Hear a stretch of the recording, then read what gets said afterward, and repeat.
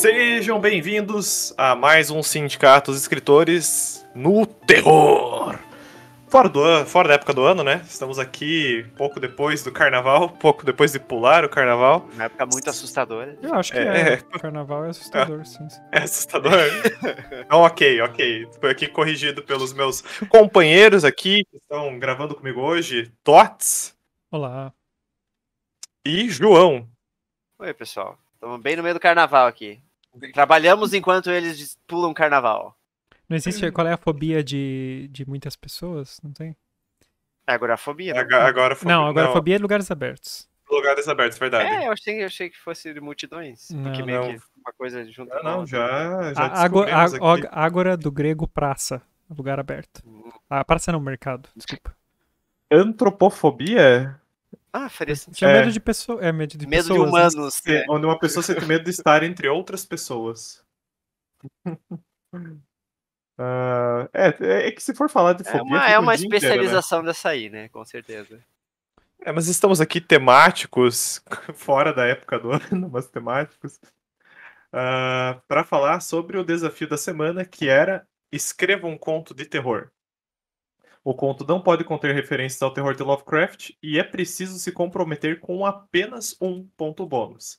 Nesse caso, os pontos bônus eram: a história contém fantasmas e uma maldição, a história não possui criaturas sobrenaturais, a história não é contada por quem a vivenciou, ou a história se passa em um cemitério. E como eu tinha explicado no último episódio, a ideia era que um ponto bônus anulasse o outro. Por isso, se comprometer com apenas um. Eles são mutuamente exclusivos, no fim das contas. Mas ficou mais o de fantasmas e o de cemitério, né? Que era do lugar comum. Esse era mais chato mesmo, de um excluir o outro. Mas só pra apontar uma coisa aqui. O próprio enunciado aqui é um pouco enganador, porque Lovecraft é mais horror do que terror, né? Mas pra mim tá assim, são primos, sabe? Os temas, digo. Mas eu acho que acaba ficando fácil fugir do básico do Lovecraft, porque é aquele horror cósmico, né? Aquela coisa. O horror cósmico. E quanto o terror normal fica muito mais na sensação da possibilidade do medo, enquanto o Lovecraft é muito mais o contato. O horror, né? É muito mais abstrato. É muito mais o contato. E a outra coisa. E Homem-Peixe também. E Homem-Peixe. Muito importante. Por isso você tá com essa câmera nova, né, Otávio? Vamos fazer referência à câmera olho-peixe do Otávio. A piada talvez não vá aparecer no corte do vídeo, no nosso retângulo, mas é que essa câmera é uma lente olho de peixe. Ela deixa as bordas arredondadas. É um olho de peixe de leve. Mas outra coisa que eu ia dizer é que eu acho que é impossível fugir completamente do Lovecraft, porque nesse ponto ele é uma influência tão grande no horror e no terror, que a única coisa que a gente pode fazer é não colocar uma referência direta pra alguma coisa dele, né? Porque a gente simplesmente não consegue não ser influenciado, eu acho. Não é à toa que ele é o pai do horror moderno, né? Então... Eu acho que o terror dele, os temas dos que eu li, pelo menos, vão sempre pro mesmo local, no sentido de terror, que é a pequenez do ser humano, né? Por causa dessa questão do terror cósmico, né? Ele faz muita referência em como a criação da humanidade foi tipo um erro de criaturas gigantescas, esse terror do universo, esse medo de você ser nada perante o universo, né? Que também reflete um pouco do que Lovecraft era como pessoa, né? Ele tinha essas síndromes aí de miudez.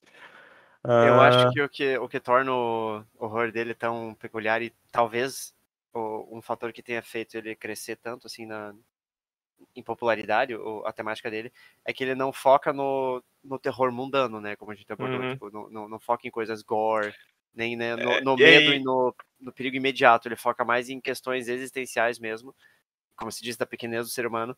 E ele gosta de brincar com os sentidos para fazer você se sentir desconfortável. Por isso que ele gosta de escrever arquitetura não euclidiana, criaturas que você não viu em lugar nenhum, que são de fato alienígenas. Então ele brinca muito com isso, com o completo desconhecido que está fora da nossa natureza.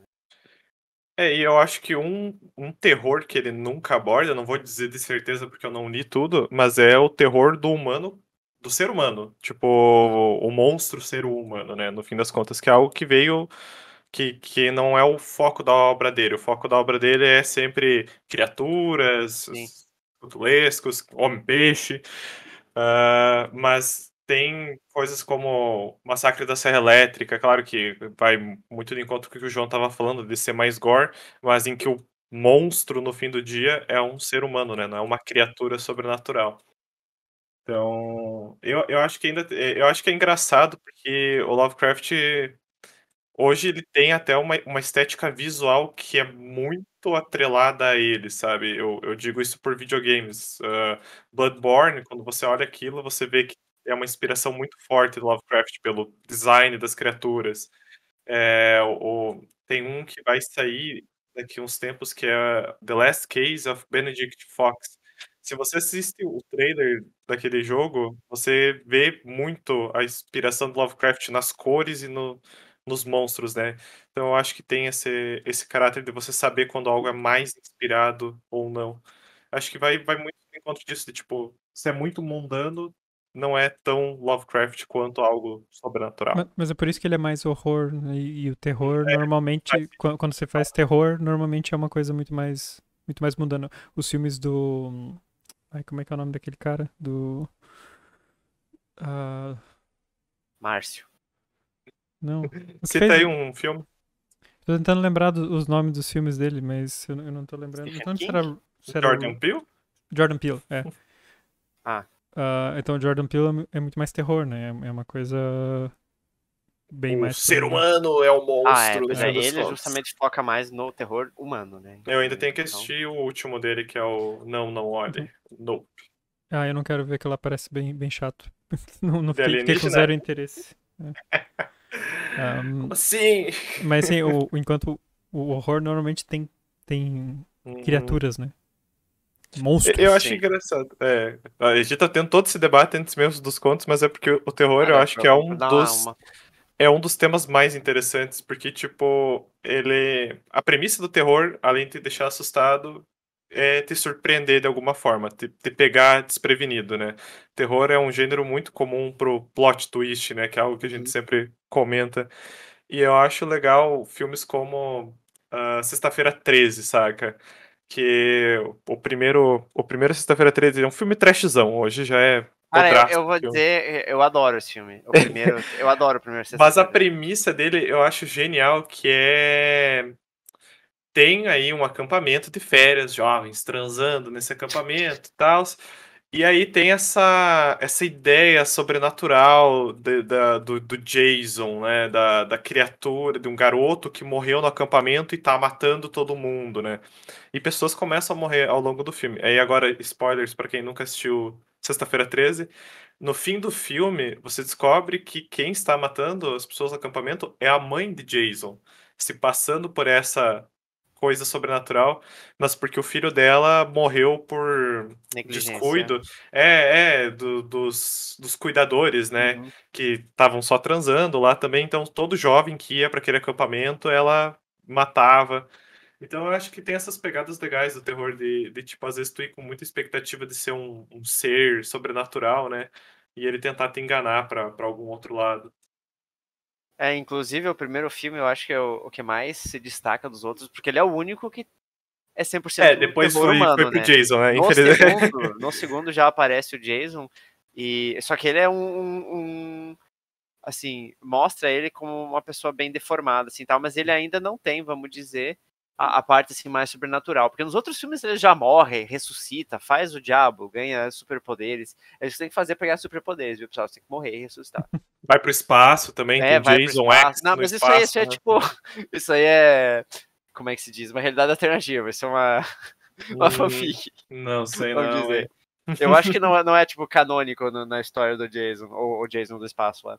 O problema do terror é que quando ele se espicha por muito tempo, tem muita Que chance de virar cafona, tipo é que Resident Evil. dá É que uma série de jogos dá de terror mega, os primeiros mega focado em, tipo, você tá num local isolado com zumbis, e aí agora tem super-humanos e zumbi que vira dinossauro, caralho, a Nossa. quatro. E é isso, né, cara? Quando se estende a história por muito tempo, é o que Eu acho que a acontece. gente tem que fazer um dia um pausa pro café focado em terror, porque dá pra ver que tem muito assunto pra discutir aqui, né? Eu estou de acordo. Então, vamos fazer aqui uma reparação nessa conversa. E vamos aos contos. A reparação é toda sua, Otávio. Reparação. Você não cansa de ler essas notícias velhas? O homem perguntou. É nessas notícias velhas que normalmente eu encontro respostas. Então não, eu não canso de lê-las. A mulher respondeu, baixando o jornal. Tá certo, mas você tem certeza que você tá no acampamento pra jovens rebeldes é seguro? Você sabe que chamar esse local de acampamento para jovens rebeldes não faz jus ao que esse lugar é de verdade. É por isso que eu te pedi se é seguro. Ainda mais se é o tipo de local que você pensa que é. Bom, para mim, hoje é seguro. Não tem com o que se preocupar. Alguém como eu passa despercebida no radar dessas pessoas. E não dá pra você simplesmente deixar essa história pra lá? Não. Se o meu palpite sobre esse acampamento estiver correto, esse local precisa ser fechado. O homem buscou por outros assuntos, tentando manter o clima agradável entre os dois, mas por mais que se esforçasse, sabia que não conseguiria tirar aquelas histórias dos jornais da cabeça de sua parceira. Fernanda chegou no acampamento ao nascer do sol. Usava óculos escuros para disfarçar as olheiras, vestindo um espesso e longo casaco que a protegia do frio matinal.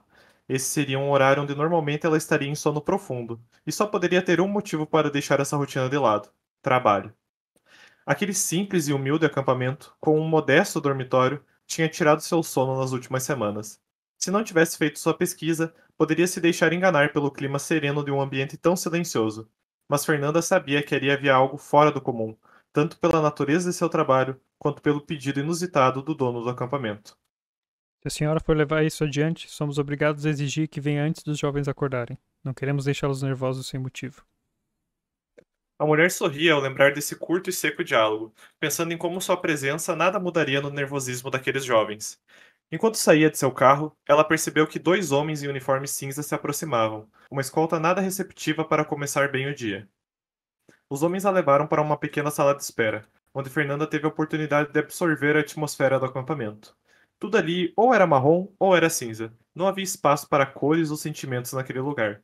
A decoração se resumia a quadros do que ela reconhecia como os antepassados da família que geria aquele lugar, os Almeida.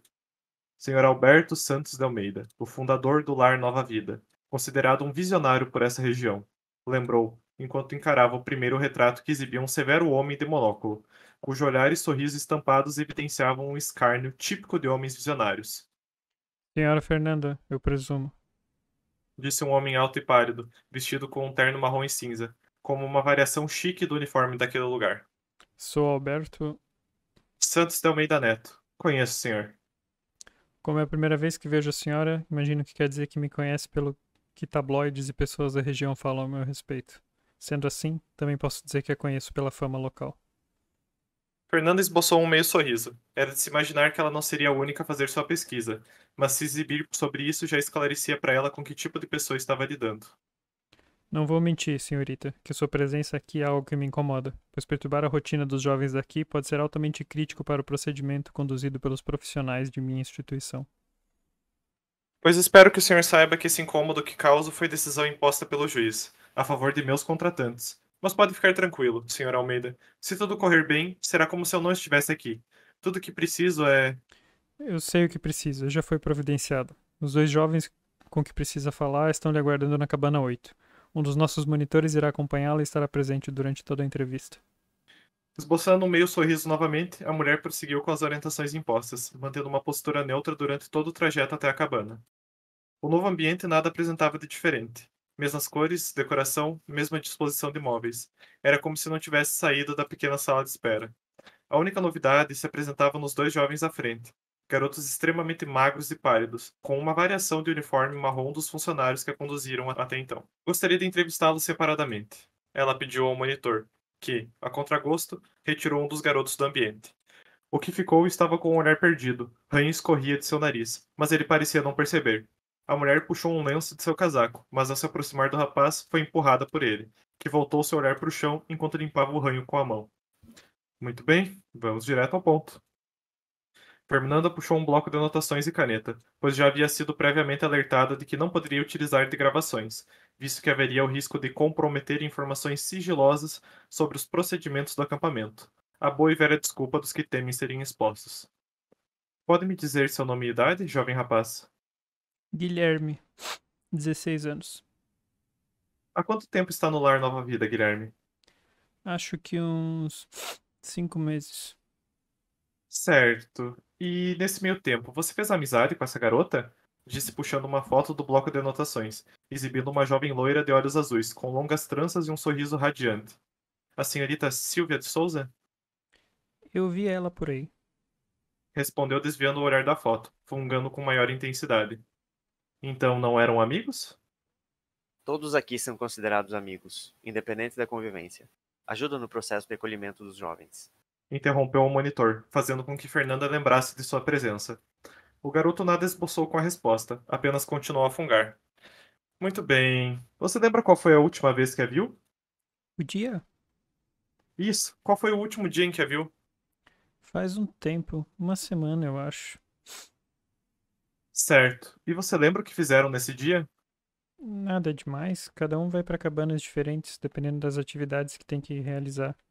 Eu vou para a roda de conversa com antigos membros do acampamento, e a Silvia ia para outra, só não lembro qual. Saberia nos dizer qual a cabana que a Silvia frequentava, senhor monitor? Não acompanham a rotina dos jovens. O homem respondeu, desviando o olhar. Muito bem. Tem algo que poderia me dizer sobre Silvia? Algo que ela normalmente fazia? Qualquer coisa. Não muito, ela ficava mais com as garotas. Eu não sei nada mesmo. Você sabia que ela foi dada como desaparecida há pouco mais de uma semana? Desaparecida? Mas não disseram que ela foi para casa? Não, pode ser? O garoto agora encarava a mulher com desespero e angústia. O monitor buscou desconversar, dizendo que estava tudo bem no acampamento. Silvia teria desaparecido no caminho para casa, a mesma história que os jornais locais reproduziam. A entrevista seguinte não foi melhor que a primeira, o que fez Fernanda concluí-la sem muitas perguntas. Suspeitava que os jovens que lhe foram cedidos para a entrevista estavam instruídos a não levantar suspeitas, por isso concluiu ser melhor acompanhar a rotina do acampamento. Assim como nas entrevistas, sua visita foi conduzida por um monitor, que apresentou as diferentes cabanas e as atividades conduzidas em cada uma delas. Havia cabanas para rodas de conversa, assim como espaços para entusiastas da cozinha porem suas habilidades culinárias em práticas. Também tinha um pequeno auditório onde palestras eram conduzidas, o qual supostamente era frequentado por Silvia, uma cabana de enfermaria e várias outras voltadas para atividades recreativas. Não importa quanto perguntasse, Fernanda não recebia respostas concretas sobre as atividades ali realizadas, e como não poderia interromper as rotinas, ela tinha de observar de longe o que ocorria naqueles espaços. Tudo parecia ser como lhe era contado, mas por experiência, ela sabia como as aparências tinham a tendência de enganar. Como parte do acordo para que realizasse seu trabalho, ela passaria a noite naquele acampamento. Então, ao perceber que nada conseguiria observar as atividades das cabanas com tantas restrições, pediu para ir ao quarto que lhe foi cedido. O quarto era afastado das demais cabanas, mas parecia um depósito transformado em ambiente de descanso. Mas ela nada comentou, pois assim que fechou a porta, sentiu um imenso alívio tomar conta do seu corpo ao não ter mais a sombra de um monitor lhe seguindo. Sozinha, sua primeira atitude foi puxar o bloco de anotações e revisar informações que passara dias recortando de jornais. Registros e mais registros de desaparecimentos nas proximidades do lar Nova Vida. Roberto, Amanda, Mateus, Patrícia e uma série de outros nomes, assim como testemunhos de jovens que fugiram do acampamento e buscavam expor tratamentos desumanos ali realizados. Todas as vezes em que Alberto Santos de Almeida foi levado à justiça por suspeitas ao seu trabalho e todas as impunidades pelas quais passou. E por último, o trabalho que ali conduzia, o desaparecimento de Silvia, jovem que supostamente estava retornando para casa no dia de seu sumiço. Mas esse suposto retorno foi comunicado à família um dia depois da última vez que ela teria sido vista no acampamento. Tudo isso tinha como base uma carta não assinada de um dos campistas, algum amigo que notara o sumiço, mas não a tempo do Sr. Almeida tomar uma medida paliativa. Fernanda se viu cansada e faminta ao revisar essas informações, dando-se conta de que muito tempo havia se passado sem que nada tivesse comido, portanto decidiu sair silenciosamente para a cozinha. Ao abrir a porta, percebeu que já estava anoitecendo e usou a baixa iluminação a seu favor para passar despercebida pelos vigias. Ao chegar na cabana das atividades culinárias, viu que já não tinha mais ninguém por ali, se sentindo mais à vontade para explorar o ambiente. Para sua decepção, tudo ali parecia ser o que lhe haviam dito, uma cozinha simples e normal. Resolveu descontar a frustração na comida, mas não encontrando nenhum prato preparado, contentou-se com uma xícara de café que encontrara ali. Quando tentou beber da xícara, foi surpreendida por um forte aperto no braço. Virou-se de costas para se deparar com uma jovem garota, tão magra quanto os outros jovens que entrevistara pela manhã, e com o mesmo. Você não pode beber isso. É só para quem está doente. Ela disse com um olhar congelante. Me desculpe, eu achei que era café. Isso aqui te parece uma cozinha, por acaso? Ela tirou a xícara das mãos de Fernanda e despejou o líquido em uma pia. Foi o que me disseram que era. A mulher respondeu, já puxando o bloco de anotações. Eles dizem muitas coisas estranhas para quem não precisa de tratamento. Tratamento? Mas isso não é um acampamento de férias? Férias? Quem é que fica de férias num lugar desses? Ah, deixa pra lá. Não tem como alguém como você entender. Fernanda baixou o bloco de anotações, respirou fundo e encarou a garota com um olhar piedoso. Eu sei o que esse lugar é. Eu sei que nada do que me contam é verdade, mas não estou em posição de questionar. E não acho que sou diferente de qualquer um dos jovens daqui. Hoje posso ser considerado normal para os padrões desse acampamento, mas é porque o parceiro com quem estou agora os engana. Se fosse alguns meses atrás, eu seria tão doente quanto qualquer um de vocês. A garota tremia, e Fernanda percebeu seus olhos marejarem. Você veio salvar a gente? Primeiro eu preciso saber o que acontece aqui. Preciso de provas, preciso até que testemunhem. Não vai adiantar. Tudo isso já aconteceu antes. Você não é a primeira pessoa a vir aqui e dizer isso. Mas eles sempre enganam quem tenta descobrir o que acontece aqui. Que diferença faz eu te mostrar e te contar? Você acha que amanhã mesmo eles não vão mudar tudo para parecer que nada acontece? Não adianta. Só uma maldição pode nos ajudar. Uma maldição? A garota tapou a boca com as próprias mãos e olhou atônita para Fernanda, pelo que pareceu um longo minuto. As duas ouviram passos vindo em direção da cozinha. A garota puxou Fernanda pela mão e as duas saíram agachadas dali. Fora da cabana, a mulher tentou continuar a conversa. Eu não posso prometer salvação, mas estou tentando. Não vai dar certo. Me escuta. Você chegou tarde, já está acontecendo. Depois da Silvia, a gente entendeu que não adianta esperar algo acontecer. A gente precisou agir. E se você é como a gente, não precisa se preocupar. O que fizemos não vai te atingir, mas não tenta fazer nada agora. Só vai para o seu quarto e vai embora. Disse isso e empurrou Fernanda para frente, saindo correndo na direção oposta. Frustrada, a mulher voltou para seu quarto, pensando em como deixar escapar tão facilmente a chance de ter alguma resposta. Anotou a conversa que teve, mas com tamanha fome e cansaço não pôde nem revisar suas anotações. Deu-se por vencida e dormiu na desconfortável cama que lhe arranjaram. Nenhum pesadelo teria lhe preparado para o ranger do assoalho de madeira que acordaria, seguida da cena de um garoto enforcado com um lençol amarrado em uma viga do teto, com o olhar vazio voltado para Fernanda. Em um sobressalto, ela levantou-se e acendeu a luz para deparar-se com o quarto vazio. O garoto já não estava mais ali. A merda! Esbravejou baixinho, sem fôlego, e tentou orientar-se. Decidiu sair tomar um ar. Ainda aturdida, ela tropeçou assim que abriu a porta e se deparou com uma garota de uniforme, virada de costas. Ao se levantar e esticar o braço para a garota, sentiu um arrepio percorrer todo o seu corpo. Ao virar-se, a garota revelou um rosto desfigurado, olhos literalmente derretidos e um corte que trespassava sua barriga, deixando vazar um líquido negro que, ao tocar o chão, derretia a grama. Apavorada, Fernanda cambaleou e caiu no chão, fazendo a garota rir. No processo da queda, a mulher deixou sua caderneta de anotações cair, e ao esticar o braço para alcançá-la, percebeu que tinha resposta ao que ocorria bem ali. Voltou a olhar na direção da garota desfigurada, para ter o mesmo resultado da experiência em seu quarto, encontrar um espaço vazio sem ninguém. Mas diferente do garoto enforcado, percebeu que a grama tocada pelo líquido que caiu da garota se manteve derretida. Recuperando o fôlego, ela decidiu andar pelo acampamento, sendo surpreendida por um local completamente em chamas. Todas as cabanas envoltas pelo fogo emanavam gritos desesperados do que ela deduzia serem os monitores e vigias, mas não conseguiu reconhecer a voz de nenhum jovem. Se estivesse correta, eles já não estavam mais ali.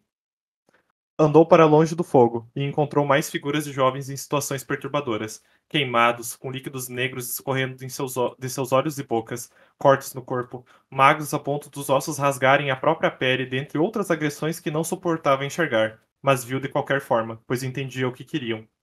Guiavam-na para o estacionamento, Uma trilha infidável de corpos cujos machucados contavam histórias terríveis. Histórias que Fernanda lera em seu bloco de anotações incansavelmente desde que ficara sabendo da existência do lar Nova Vida, e que, para seu horror, tinham sido todas reais. Pensou estar sendo guiada para o seu carro, mas na realidade percebeu que era levada para um veículo um pouco mais distante. Uma picape escura e imponente, que tinha sua porta agredida por um vulto que só poderia ser uma pessoa. Boa noite, Sr. Alberto. Ou melhor, Neto. Sobressaltado, o homem virou-se deixando cair um molho de chaves. Ao perceber quem era a mulher, riu com escárnio. Boa noite, detetive. Devia imaginar que isso era obra sua. Sem provas para incriminar uma instituição, tentou destruir tudo, mas você irá pagar caro por tudo isso. A justiça prevalecerá. Pois o senhor está muito enganado, Sr. Alberto. Acordei tão assustada quanto qualquer outra pessoa no meio disso tudo, mas agora sei o que está acontecendo aqui. E posso dizer que o responsável por toda essa destruição é exclusivamente o senhor e seus empregados. Está louca, mulher? O que pensa que está dizendo? Acha que vai conseguir pôr a culpa em mim por esse crime? Se fosse para incriminá-lo de algo, seria pelo que realmente faz nesse acampamento. Terapias aversivas, hipnoses, lobotomia, injeção de drogas altamente venenosas em jovens, dentre outros experimentos horrendos que cometeu com os garotos e garotas que passaram por aqui. O homem gargalhou. Está usando depoimentos de jovens ingratos que já foram comprovados como mentirosos? A justiça me absolveu de todas essas acusações falsas. Não ache que será você que irá mudar essa história. Sou inocente. Meu único crime foi acreditar que poderia criar um espaço para reparar jovens rebeldes. Amar alguém do mesmo sexo não é rebeldia, Sr. Alberto. É liberdade. Mas alguém como você não conseguiu entender isso, e achou que estava no direito de cometer atrocidades para proteger seu moralismo. Eu acredito, senhor, que tudo isso que está acontecendo agora, isso sim é uma verdadeira reparação. Nesse momento, o olhar de Alberto mudou. O homem que sorria agora parecia um pobre e desesperado esqueleto, em meio ao mar de rostos que o cercavam. Seu rosto ficou pálido como mármore, e ao abrir a boca para gritar, não foi capaz de emitir som algum, pois tinha sua boca tapada pelas mãos daqueles que um dia havia calado.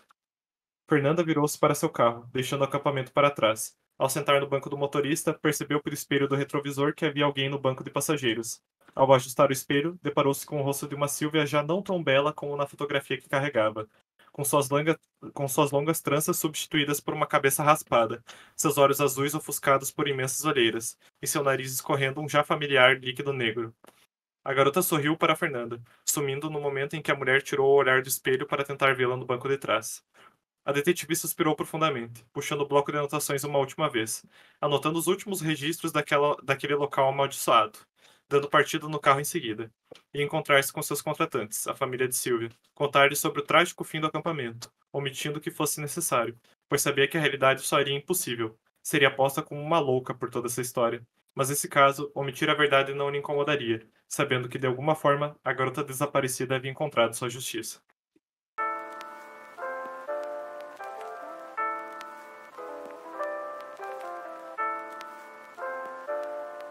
Enquanto Fernanda dirige seu carro, Behind Blue Eyes toca conforme os créditos sobem.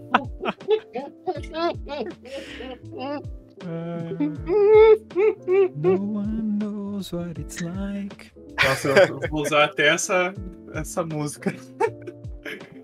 É muito bom.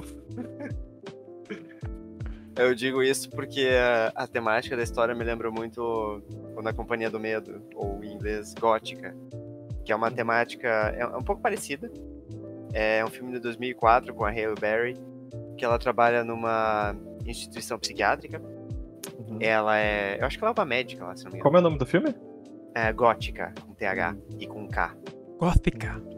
Gótica, e o que acontece no filme é que ela tá voltando um dia tá indo pra casa um dia saindo do trabalho, e tá uma chuva bem forte, assim. E daí ela vê um vulto na estrada, que é assim, parece uma moça ensanguentada. Daí ela vai desviar da menina e bate o carro e acontece um monte de coisa.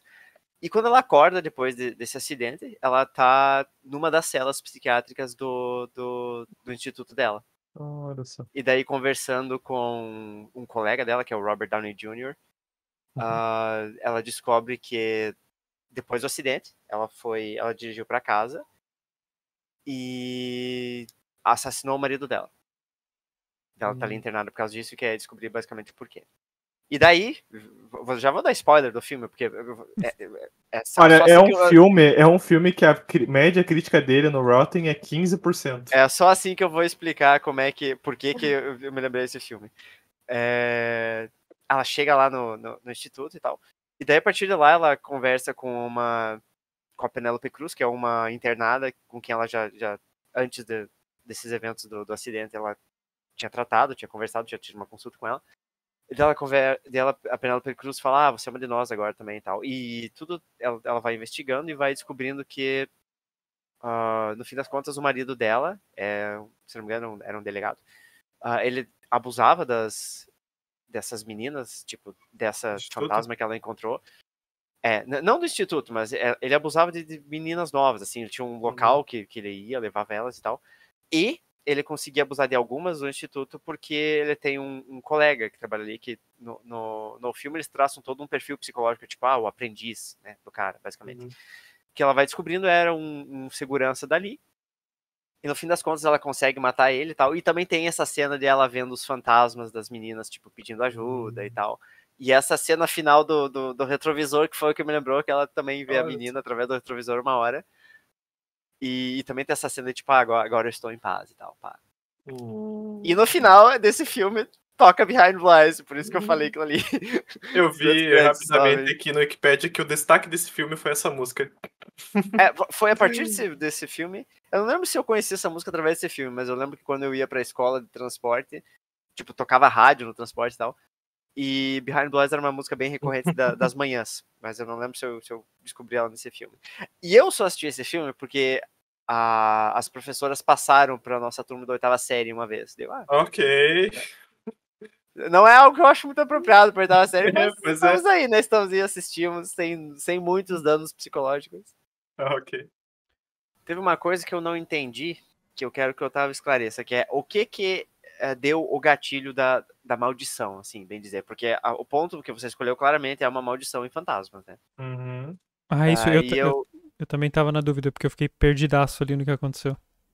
Tipo, eu entendi o que aconteceu, mas assim, eu não entendi o porquê dela conversar com a menina. Imediatamente, tipo, deu o gatilho na maldição, vamos dizer assim, né? Que os jovens fantasmas despertaram e começaram a guiar ela lá pro carro do maluco lá. Sim, a ideia era que a maldição fosse ocorrer naquela noite, por coincidência. Na verdade, foi o seguinte, vou ser bem sincero. Tava escrevendo, essa era uma história só de fantasmas. E aí depois eu fui voltar e eu tinha esquecido que tinha que ter uma maldição no meio da parada, se tivesse fantasmas. Aí eu pensei, puta que pariu. E aí eu tive que mudar um diálogo ali pra dizer que eles meio que amaldiçoaram o acampamento pra que morresse todo mundo que fez parte daquele procedimento, né? De forma que as pessoas, os campistas, os jovens, né, não fossem atingidos por essa maldição. E aí, meio que no momento em que ela veio, já estava para acontecer essa maldição. Eu confesso que essa parte eu mesmo não gostei muito, porque originalmente era um pouquinho mais legal essa cena. Quando elas conversavam, ali, quando ela fala, só uma maldição pode nos ajudar, ela na verdade falava só a Amanda pode nos ajudar. E daí ela pedia a Amanda, e aí isso era um detalhe de que eu tinha deixado para trás, que a Amanda era uma das garotas que tinha morrido, tinha desaparecido anos atrás, que ela leu no bloco de anotações. Que era a ideia de que, tipo, os fantasmas de quem morreu estavam agindo contra as pessoas do acampamento, né? Eu vi que tem lá quando ela tá citando nomes de desaparecidos, tem uma Amanda.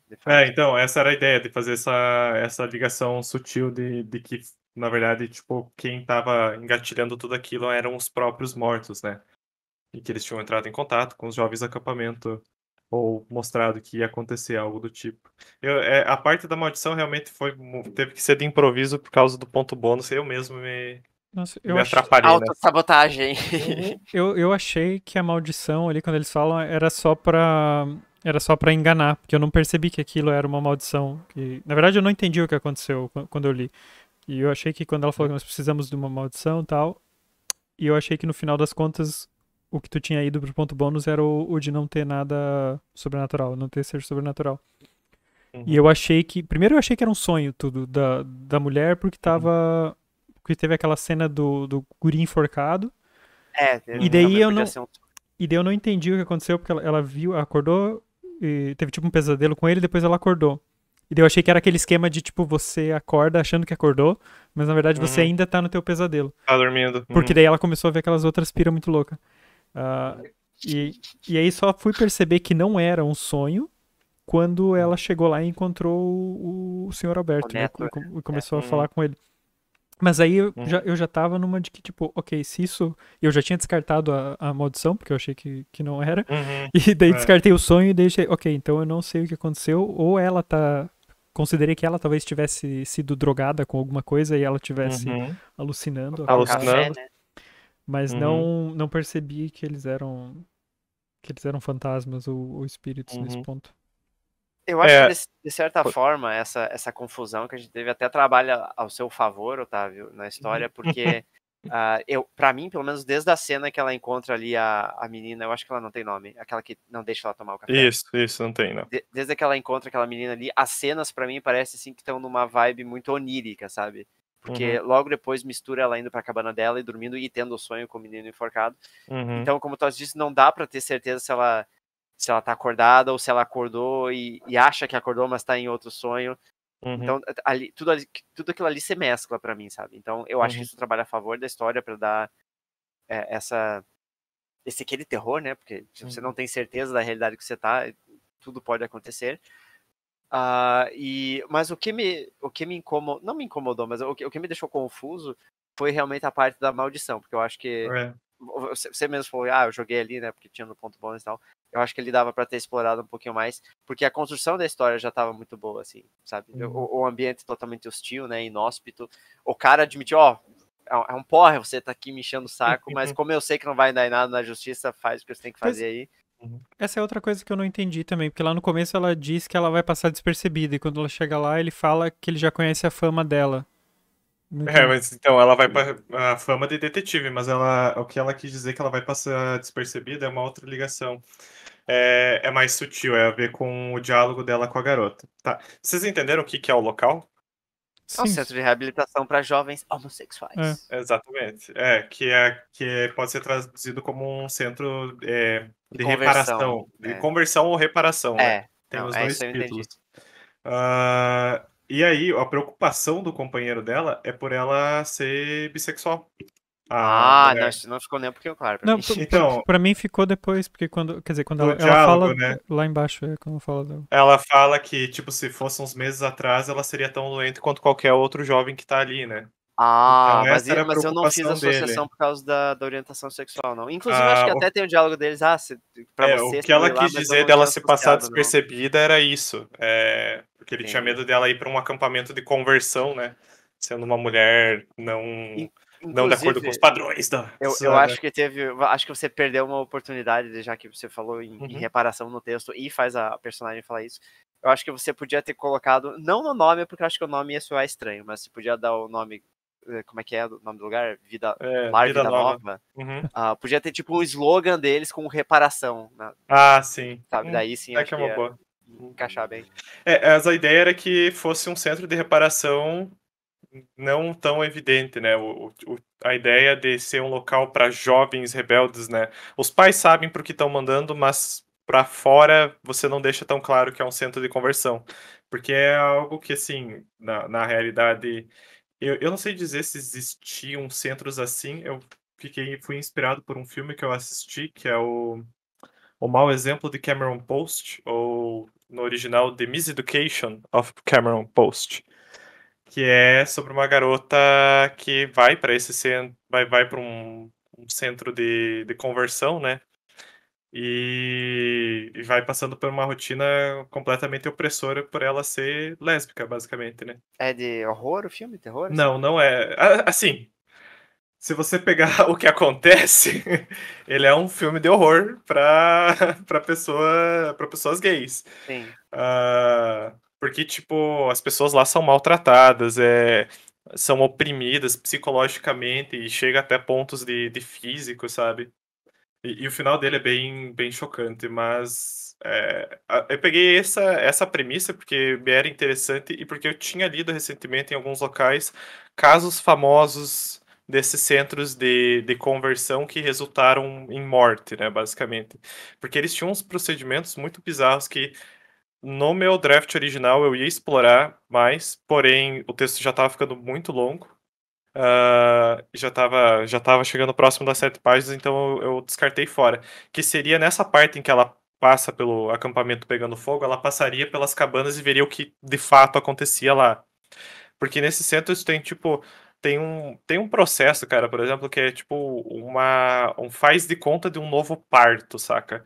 Eles Nossa. meio que fazem uma bola humana ao redor da pessoa e como se ela estivesse nascendo de novo. E já teve relatos de pessoas que morreram sufocadas nisso. E morreram. E quando morriam, quem tava fazendo o procedimento dizia que a pessoa não foi forte o suficiente pra Sempre tem uma passar pela desculpa, conversão. né? Sempre tem uma Sim. desculpa. Não, tipo, psicologia da conversão, ela é colocada como uma psicologia falsa, já é comprovada, os únicos, é mais fora do Brasil, até no Brasil eu não vejo tanto a respeito disso, mas tem locais do mundo em que, tipo, elas são só defendidas por grupos religiosos bem extremistas. Então é um negócio que todo o conceito dele em si é perturbador, se você parar pra pensar.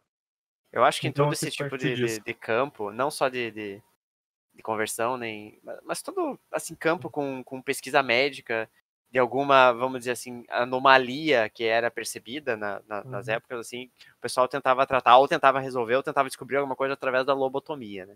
Então Também. isso também é bem normal. Uhum. Eu ia colocar um pouco da lobotomia também, ela só cita, né? Não é Só uma tão pitada de explícito. lobotomia. Mas essa era a ideia, né? Era ser um acampamento de conversão que não é que é de fachada, é um acampamento de férias, né? Só que aí, como desapareceu a filha Eles de um adoram casal, tanto o lugar que eles nunca mais voltam pra casa. como desapareceu a filha, como tem desaparecido pessoas, ela foi contratada justo por um desses casais para tentar descobrir, né? Ou tentar achar provas de que foi culpa do acampamento, né? Só que aí a ideia é que ela chega nesse momento, que também uma trope de terror que eu não curto muito, e acabei tendo que Qual me trope? submeter. Do, Você do chegou local, assim? justo no momento em Ah, tá. que os espíritos estão se vingando. E Tá, mas aí, então o negócio é que ia acontecer tudo aquilo, ela estando ali ou não. estando ali ou não, Ah, exatamente. Ela estando ali ou não, aquilo ia acontecer. Só coincidentemente, por coincidência do Deus por Ex Machina, coincidência do escritor. Mas por que ela conveniente. dormiu ali? Ela ia passar a noite ali, tipo, pra conseguir reunir anotações. A ideia era que ela continuasse a investigar no dia seguinte, não ia ser só aquele dia, Deu entendeu? a entender que eles já estavam de acordo, porque até tinham preparado um lugar pra ela, né? Isso. Que ela ia passar o dia ali e ia continuar a investigação. A história original ia se passar ao longo de uma semana, sabe? Tipo, cada dia ela visitando. Só que, pô, isso é um conto. Tava Sim. ficando meio longo. Pois eu ia dizer que a minha sugestão era você tentar reescrever com a metade do tamanho, esse conto.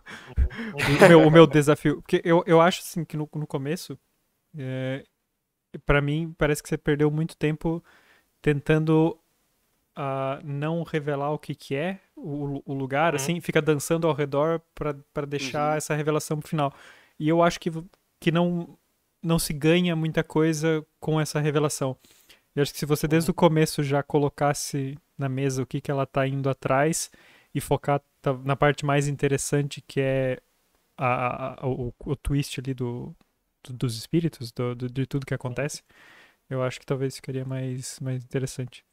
Eu pensei nisso depois também, porque eu fui muito pela pegada daqueles terror.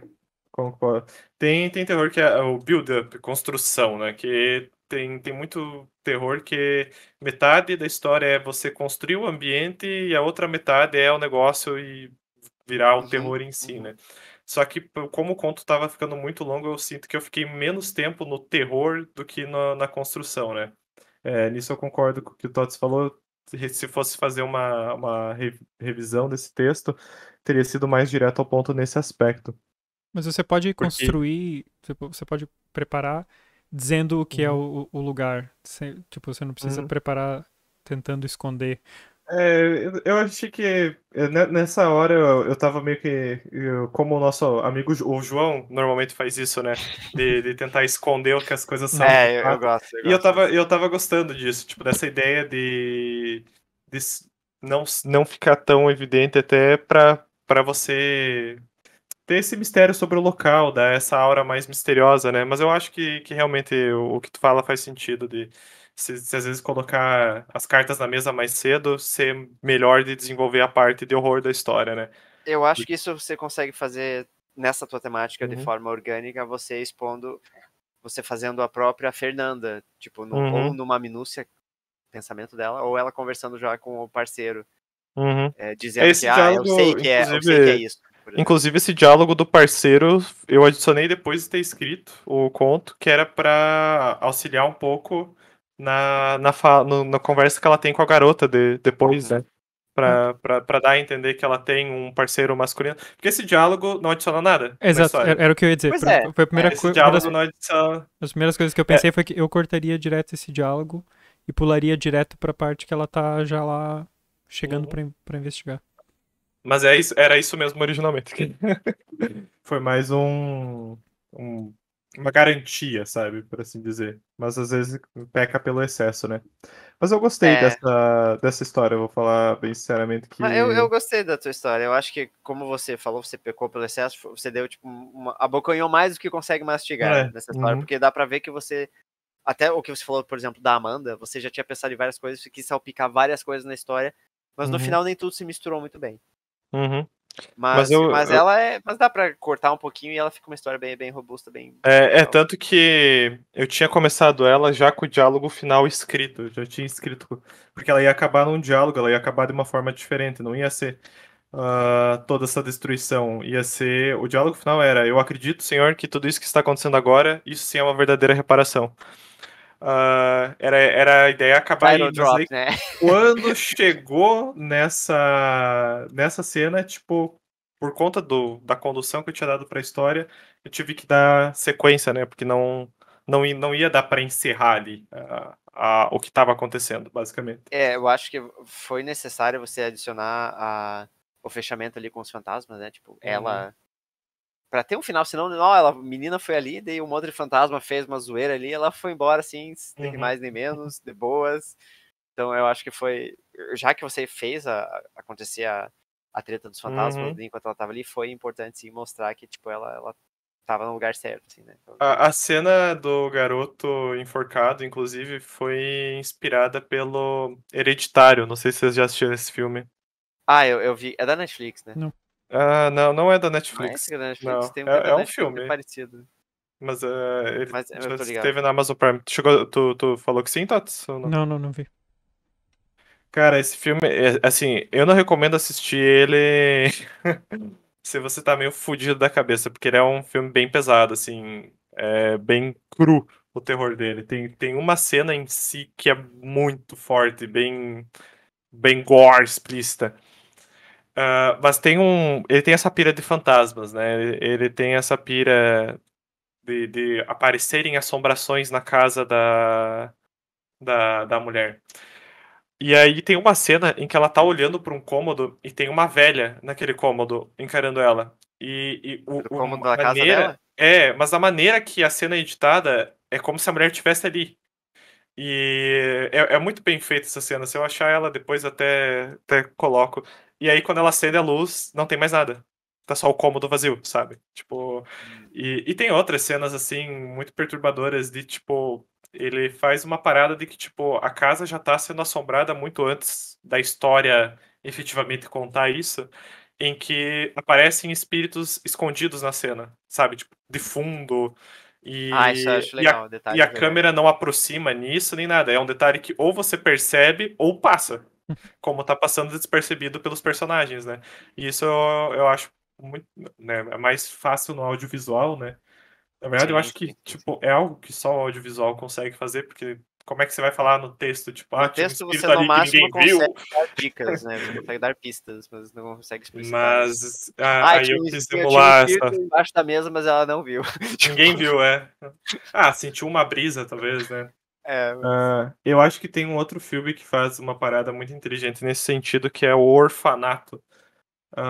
Até é do Guilherme Del Toro, esse filme. Ele não é um filme. Eu assisti ele recentemente. Ele não é um filme tão bem feito, eu vou dizer assim. Tipo.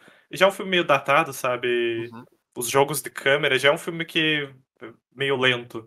Mas ele é Mas recente? não, ele é 2000 e pouco. Mas ele tem uma dinâmica muito legal na história dele, em que, tipo, sei lá, mais um filme sobre assombrações, e enfim, né? Uhum. A mulher ouviu um barulho de uma porta, e daí é algo que, tipo, todas as coisas paranormais que você não enxergou acontecer durante o filme, no fim tem uma explicação de quem ocasionou aquilo, sabe? Sim. Que não é só tipo, eram fantasmas assombrando. Eu acho bem interessante quando você coloca nessa perspectiva. Tipo o Scooby-Doo, que sempre tem uma explicação. Scooby-Doo, eu Tipo vi um Sherlock Holmes, meme, eu né, vi cara, do um Robert meme Downey Jr. tão bom do Scooby-Doo essa semana, que era fazia paródia com até o Invincible, que tem aquele meme do Think, Mark, Think, Aham. bem famoso, que é tipo o Salsicha, pense, Scooby, pense, porque todo monstro, na verdade, é um velho da burguesia disfarçado? Pense, Scooby! Arte. Ela contém um amplo jardim com piscina. É uma das casas mais populares do momento. Diversos casais já se interessaram. Dizia Gustavo, nos mostrando o exterior daquela morada com um largo sorriso. E muita gente já fez oferta? Perguntei. Confesso que não. Apesar de ser uma casa quase perfeita, nem todos os casais quiseram seguir com o negócio. É até estranho. Estranho como? Bem, é que na verdade nunca mais tivemos resposta de alguns deles depois do tour completo. Tem alguma maldição na casa, por acaso? Foi feita sobre um cemitério indígena? De forma nenhuma, Teresa. É a propriedade mais limpa que vocês vão encontrar. Não sabemos o que ocasiona esse desinteresse repentino, e olha que cada vez mais casais querem ver a casa. Eles simplesmente somem. É um mistério. Não conte isso pro Rodolfo. Ele é meio supersticioso. Claro, como quiser. De qualquer forma, vamos ao interior. Ele já deve estar explorando o salão de festas. Saindo do jardim, adentramos a casa por largas portas envidraçadas. A área interna e imediata era uma sala de estar amplamente aberta, com uma mesa de jantar no canto oeste, com lugar para mais de 12 pessoas. Uma tapeçaria densa e muito elegante cobria boa parte do piso impecavelmente lustroso. Estampava em sua arte a monarquia russa no começo do século XX. Me diga, tem muitas peças de arte assim pela casa? Bem, não contemplando os Romanov. Há muita arte histórica pela casa. A maioria está disposta na galeria. Tem até uma galeria, é? Ah, sim. Ele disse com satisfação. A casa é muito completa, até mesmo com o esperado estalar de madeira que dá um ar de sobrenatural a ela. Riu por fim. Rodolfo deve estar lá. Mostre o caminho, sim? Mas é claro, por aqui. Andamos por quase 5 minutos, subindo uma escadaria em cascata também coberta em tapeçaria. Ao passo que andávamos pela casa, o ar de cada novo cômodo se transformava, como se o lugar estivesse vivo. A arquitetura misturava um estilo moderno com um neoclássico, esnobando pilastras onde podia, mas preservando o contemporâneo via vidraças amplas e sofisticadas. O que dava vida a cada aposento era a mobília, como se fosse o tempero de cada espaço. Os móveis pareciam peças de museu, não por aparentarem idade, mas por parecerem obras de arte finíssimas. Rodolfo! Rodolfo! Gritei, mas não tive resposta. Ele pode ter ido ao banheiro. Bem, a um deles. São um total de 7 pela casa. Talvez. Ele deixou o blazer aqui e também não responde o celular. Quem sabe não quisesse molhar. Bem, gostaria que eu lhe mostrasse a galeria enquanto o esperamos? Sim, por favor. A galeria era imensa, facilmente um dos maiores cômodos da casa, mas havia algo ali que me incomodava. Não sente um cheiro estranho? Que tipo de cheiro? Não sei, parece algo meio ácido, terroso. Bem, apesar da casa ser muito bem conservada, a maioria das peças contidas aqui representam verdadeiras relíquias. Nós tentamos manter elas na maior fidelidade possível aos originais, e às vezes isso pode se traduzir com um certo desgaste proposital, como esta aqui. Ele me mostrou uma estátua, não muito alta, mas bastante larga, de um anjo debruçado sobre o que parecia ser um túmulo. Chamam de Anjo da Mágoa. A original foi destruída em um terremoto em 1906, porém esta réplica é perfeita. Muito bonita, certamente bastante triste. Concordo. Entretanto, a arte por muitas vezes revela uma beleza única à tristeza, não acha? Suponho que sim. Minha cara, por que não fica e conhece um pouco melhor a galeria? Vou procurar Rodolfo para mostrar o resto da casa aos dois. Tudo bem, obrigada. Mas procure não demorar. Tem algo me incomodando muito aqui. Serei o mais breve possível. E ele me deixou ali, explorando aquela área que mais parecia um cemitério da arte. Nunca fui uma grande apreciadora de arte, e mesmo assim eu achava tudo ali muito bonito. Mas havia algo estranho em estar na presença delas, como se me encarassem com um segredo terrível. Em sua maioria, as peças eram réplicas de estátuas ou quadros, o que deve ser resumido em 90% da arte mais conhecida. Havia uma réplica do busto de Nefertiti, um ou outro ovo de Fabergé, e quadros como O Grito e Noite Estrelada. Fiquei por muito tempo observando o lugar, andando aqui e ali e tentando admirar a tal beleza triste que Gustavo havia mencionado. Parei de tentar ao me deparar com um enorme quadro em uma parede no canto da grande sala. Olhei para ele com um nó no estômago. Mostrava 2 cabeças decapitadas sobre um pano branco sujo de sangue. O emplacamento logo abaixo das peças lia As Cabeças Decepadas. Sutil, pensei. Rodolfo! Gritei mais uma vez, talvez por instinto. Nada. Tampouco tive resposta de Gustavo. Foi então que ouvi um baque forte. Parecia algo pesado indo de encontro à madeira, ou seria uma parede. Sem conseguir identificar de onde vinha o som, me encostei com o ouvido contra a parede. O baque ocorreu novamente, e eu pude sentir de leve a vibração. Fui tateando, andando encostada contra a superfície fria e sólida, mas em um dos meus passos me descuidei e acabei escorregando e caindo perto de uma estante de livros. Ao tentar me apoiar para ficar em pé, puxei sem querer um castiçal que descansava em uma das prateleiras. Ele cedeu, mas não caiu. Reclinou como uma alavanca. E um novo estalo quase ecoou na sala. Me pus em pé e olhei em volta, procurando a origem do ruído. Só pode ser brincadeira. As cabeças decepadas estavam levemente solto da parede, e uma suave brisa vinha da fresta que havia surgido. Puxei o quadro pela moldura, e ele girou no eixo como uma porta, revelando uma escadaria que descia num poço escuro e pouco convidativo. Nesse momento, meu coração disparou. Será que o Rodolfo estaria ali? Será que aconteceu alguma coisa? Liguei a lanterna do celular e comecei a descer a escada devagar. As paredes exibiam sinais de mofo. As profundezas exalavam um cheiro forte e acre. O lugar estava muito úmido. Desci e desci, chegando finalmente a um corredor espaçoso que parecia ser parte do porão da casa. O cheiro agora fedia de forma quase insuportável. Lembro de ter andado por pouco tempo explorando o lugar. Lembro de ter visto a sombra de um vulto atrás de mim, e depois, apenas uma forte pancada na cabeça. Acordei com a visão turva e o corpo dolorido. O lugar estava escuro e eu sentia minha boca muito seca. Ao passo que fui recuperando os sentidos, percebi que estava amarrada e amordaçada. Um cheiro terrível de terra podre permeava o ar. Foi quando levantei a cabeça que pude ver melhor a silhueta que estava em pé na minha frente, vestindo um jaleco preto cheio de manchas escuras. Ora, minha cara. Vocês foram muito apressados. Gustavo disse de braços cruzados. Segurava algum objeto em cada mão que eu não conseguia identificar. Meus olhos doíam. Tentei falar, mas só vocalizei engasgos abafados. Você e Rodolfo ainda vão me dar muito trabalho. Ao ouvir o nome de Rodolfo, comecei a chorar. Olhei para os arredores para ver se o encontrava, mas havia apenas balcões e liteiras ensanguentados naquele lugar. Com tanta gente querendo essa casa, o que não falta é matéria-prima. Tentei desesperadamente falar. Sentia meu rosto lavado em suor e lágrimas. Chore se quiser, mas o que eu disse é a mais pura verdade. Há uma beleza única na tristeza. Ele não disse mais nada. Me deixou para trás e seguiu o caminho com os objetos em mão que pingavam. Eu o perdi de vista quando virou em algum canto, com o baque de uma porta fechando atrás de si. Depois, não vi mais nada, apenas gritos abafados.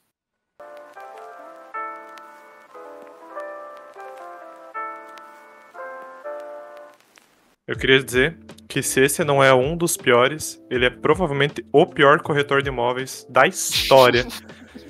Gustavo simplesmente começa o tour dizendo: né, as pessoas que visitam normalmente nunca mais aparecem. O que será que acontece? Sinistro, bicho. Ele é simplesmente um psicopata entediado, que já não sabe mais o que fazer pra ser descoberto. E a casa também faz barulho na madeira que nem aquelas casas amaldiçoadas. Porra, bicho!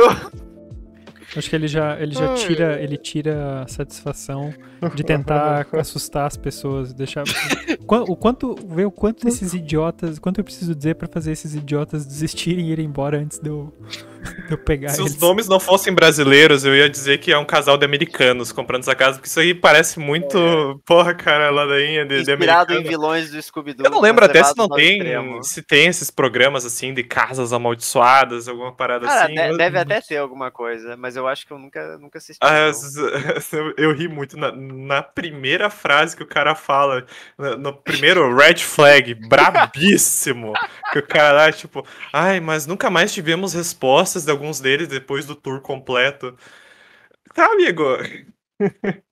Mas foi engraçado, foi um detalhe que achei, no mínimo, peculiar. Como o Tots disse, claramente um psicopata entediado, que já não tá nem aí, né? Cara, vou te dizer que essa história, da metade pro final, ela me lembra um filme que eu vi, também de terror, com Jake Gyllenhaal. Nossa, qual? Que o título original é Velvet Buzzsaw, mas a tradução é Toda Arte é Perigosa. A Olha premissa, só. a premissa é um pouco diferente, tá? A premissa é que ele é um crítico de arte. Ah, e ele é bem recente o filme, 2019. Sim, é uma merda esse filme, tá? Só indicação O de filme filme- ruim aqui. Só... O problema do filme de terror é que a chance de ser um filme muito ruim também é muito alta. Mas esse filme, quando eu vi o trailer, eu pensei, putz, olha que premissa interessante. E quando eu fui assistir, é uma bosta. A premissa é que ele é um crítico de arte que descobre umas obras de um artista que faleceu, né? Uhum. E aí ele vê que é umas obras tipo, que ele pode lucrar em cima, então ele começa a expor elas em público. Só que a parada é que os quadros meio que estão vivos, sabe? Tipo, a obra sai do quadro e mata pessoas. Essa é a pira. Tipo, os quadros estão meio que amaldiçoados. E começa a acontecer isso. Mas o filme, uma bela de uma merda. Mal feito e mal executado também, essa parte da O que é história. engraçado, não é engraçado não, mas tipo, o elenco é bem... Mas é isso, gastaram o dinheiro no elenco. Pois é. Demitiram os roteiristas pra contratar os atores. Deve ser, né? Não, é bem mal, bem ruinzinho mesmo, tipo... Só que essa parada, quando ela entrou na galeria, me lembrou muito, tipo, eu tinha plena certeza, não, quando falou das cabeças decepadas é o maior red flag, né, tipo, isso aí claramente alguém, ou esse quadro tá vivo, ou alguém morreu, não esperava que fosse o Bom, Gustavo. na verdade, vocês já deveriam saber que tem red flag pela proposta do desafio, né? Que é terror, então... sim. Mas você foi pro ponto bônus bem curioso, né? Que no fim das contas não possui criaturas sobrenaturais essa história. Foi por isso que eu fui. Não acho Então acho que essa foi a enganação. Porque assim, eu também, antes de passar pro Tots, o que eu achei que você ia fazer no fim das contas é algo que o terror também pode fazer. No fim das contas, não existe terror real, sabe? Eu achei que você ia ir pra esse lado, tá. que era tudo paranoia. Mas a gente conseguiria fazer uma história assim sem... Porque como é que a gente ia contemplar isso nos pontos bônus? O terror não é Na uma real, criatura dava pra fazer a sobrenatural. história não é contada pela pessoa com quem E a se passa vivenciou, coisa, né? exatamente. Exato. Mas eu acho que. Mas eu gostei do final que você deu de qualquer forma, né? Mas um certo ponto eu achei que também, que no fim das contas, ia ser só paranoia da mulher, né, com os quadros. Eu não. Sabe que essa ideia nem me veio na cabeça de fazer ser Um fake terror. um fake terror. A ideia principal foi essa mesma, de terminar assim. Eu tinha cogitado, será que eu posso fazer que o marido dela tá envolvido de alguma forma? Que é tipo se livrar dela e tal, pá, mas não, vamos deixar ela. É vítima também. Vamos deixar, só esqueci a palavra. Gustavo? O Gustavo, mas, não, o nome dele sim, mas a profissão. O corretor de imóveis. Só o corretor de imóveis é o bandido aí. Nunca confie em um Gustavo. E Gustavo, eu sei que você está ouvindo esse podcast. Na verdade, foi um pouco legal fazer um corretor de imóveis vilão, assim, vamos dizer, porque isso me lembrou muito o terceiro livro do Desventuras em Série, que a tia do Josefine, dos órfãos, ela... Não é explicado por quê, mas uma característica dela é que ela tem, tipo, pavor de corretor de imóveis, é verdade. E era, no livro isso é muito engraçado. É verdade, é verdade. No filme aparece um corretor de imóveis e ela berra, né? Eu acho que tem, tipo, engraçado. uma cena flashback, assim, dela, tipo, se apavorando com o corretor de imóveis. Diga seus pareceres, Tots. Eu ia perguntar pro João qual foi essa ideia de escrever assim o corretor. Assim, tipo, como exatamente? Assim, Ele sendo vilão, você disse? não ele sendo vilão, mas ele jogando na cara. Eu falei brincando Ah, essa tá, coisa do entendi, psicopata, entendi. né? Eu queria saber qual foi Então, o raciocínio. entendi. Algo que eu não deixei muito claro na história é que, tipo, eles têm uma relação profissional, né? Ele e a Teresa, só que ele meio que... Sabe quando você tem aquele cara que é meio teu amigo ou meio conhecido? Ele já tinha um conhecimento prévio dela, por isso que eu coloquei ele sendo assim mais expositivo, mais aberto com ela. E eu poderia ter feito também ela ter algum quê de curiosidade sobre o horror, o terror e tal, que falou, isso vai ser legal pra dar detalhes na casa que ela quer comprar, por exemplo. Mas acabei não indo por esse lado. Então, o canon por trás desse comportamento dele é que ele já meio que conhece a Teresa. Eu acho Um que pouco, aí, assim. Não são então. íntimos, mas eles já têm algum conhecimento. Eu acho que aí talvez tenha faltado, então, um diálogo, sabe? Pra, tipo, ai, Gustavo, você e suas piadas. Sim, eu podia Acho ter que tenha. reforçado um pouquinho isso aí. Porque não.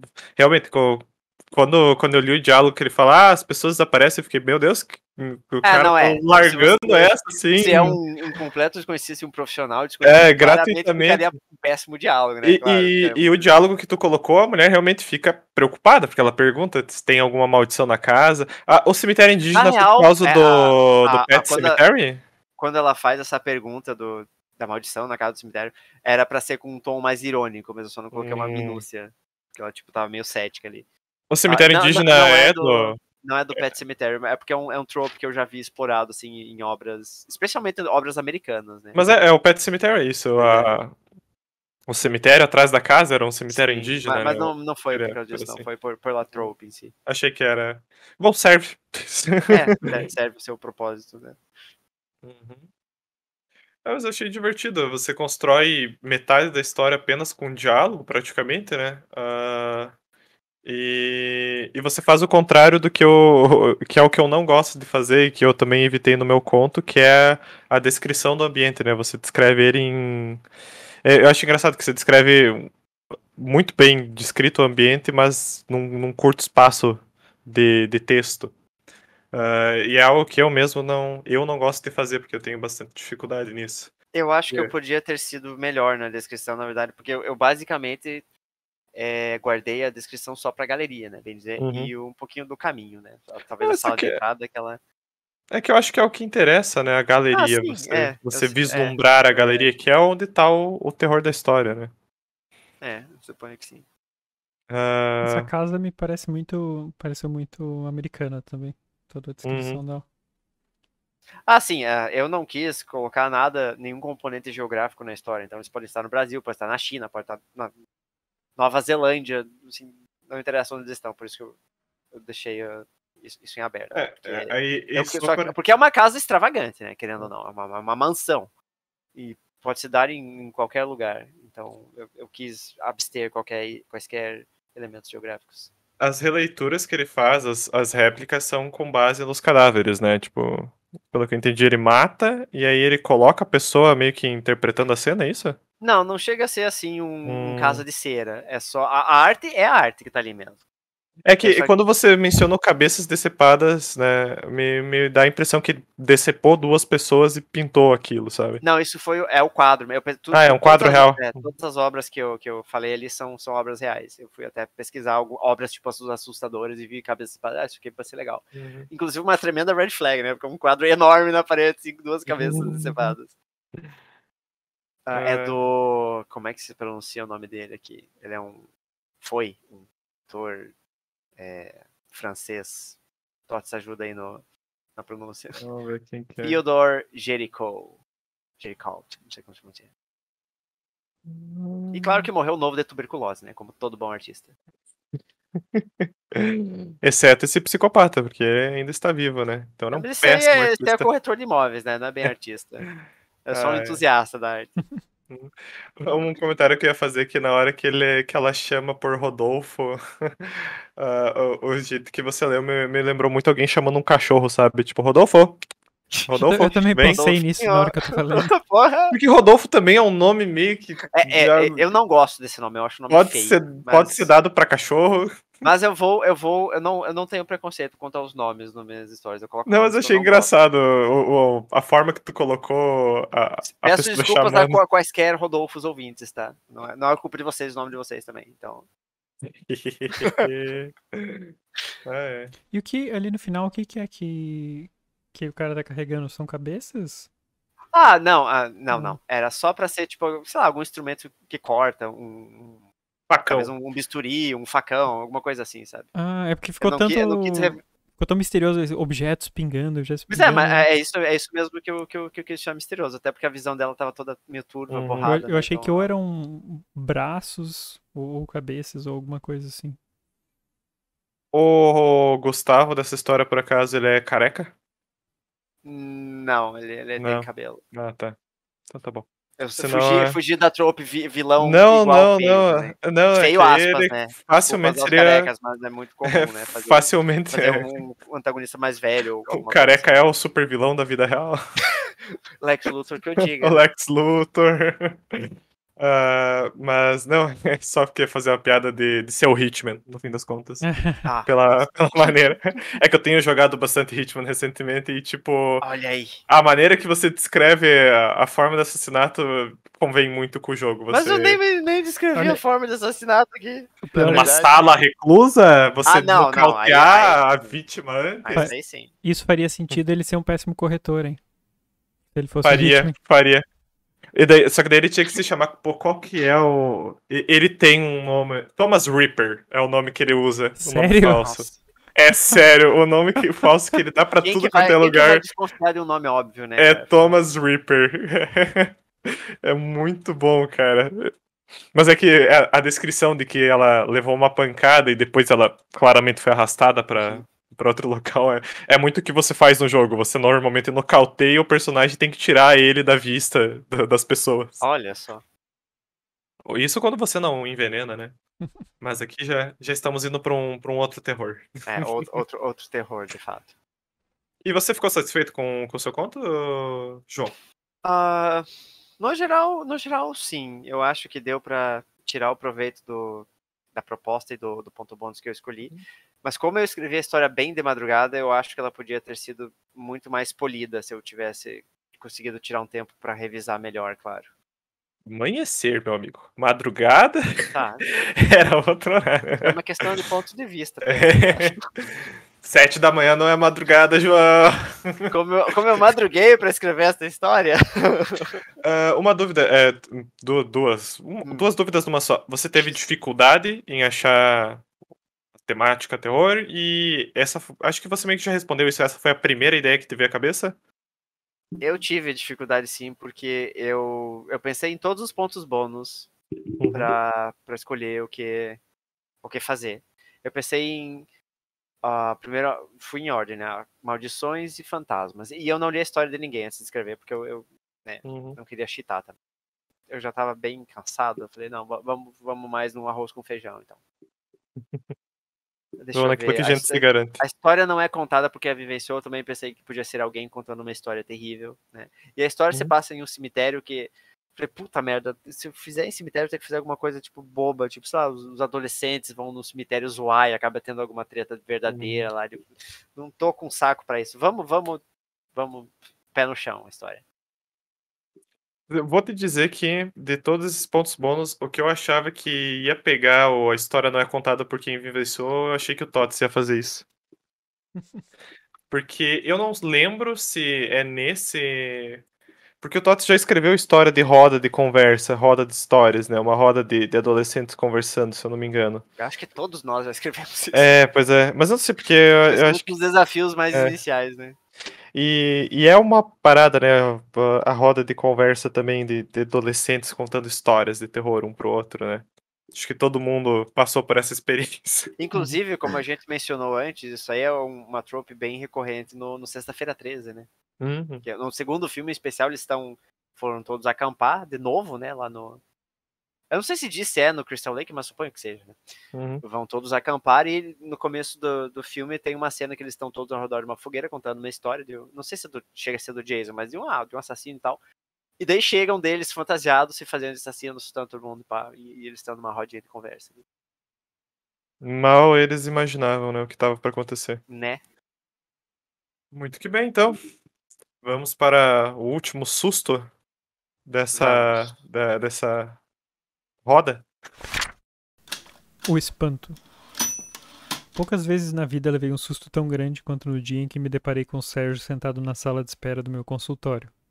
Eram quase 9 da noite e eu já me preparava para ir para casa.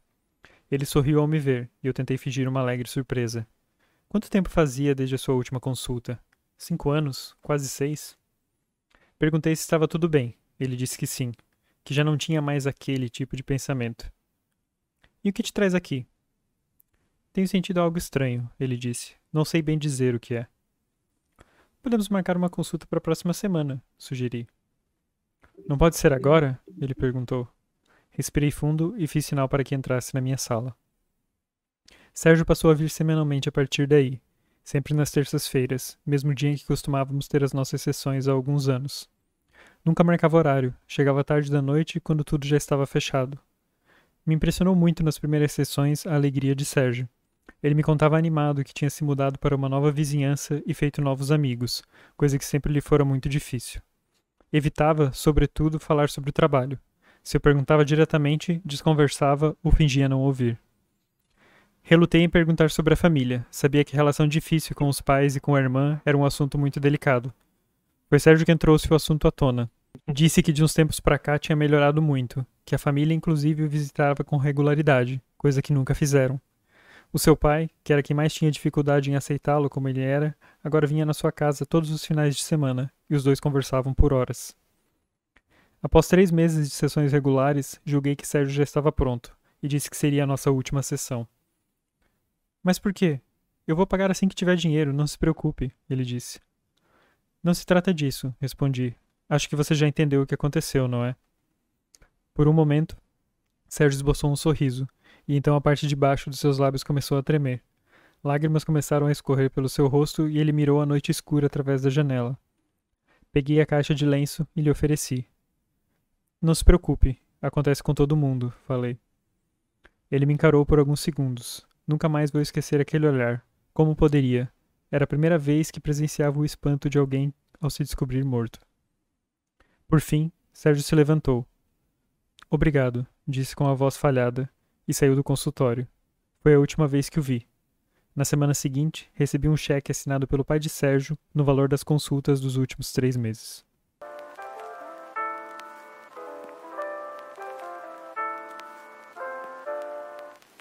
Rapaz. Eu tenho algumas percepções dessa história que eu não tinha percebido completamente quando eu li sozinho, só agora você lendo que pareceu o que é. Mas também isso me levantou algumas questões. Você deixou várias dicas, né? Que não dicas, né? Mas pode ser interpretados como a dificuldade de lidar com a família foi que ela teve dificuldade em aceitar que ele morreu, né? A primeira coisa mais óbvia que me vem à cabeça é isso.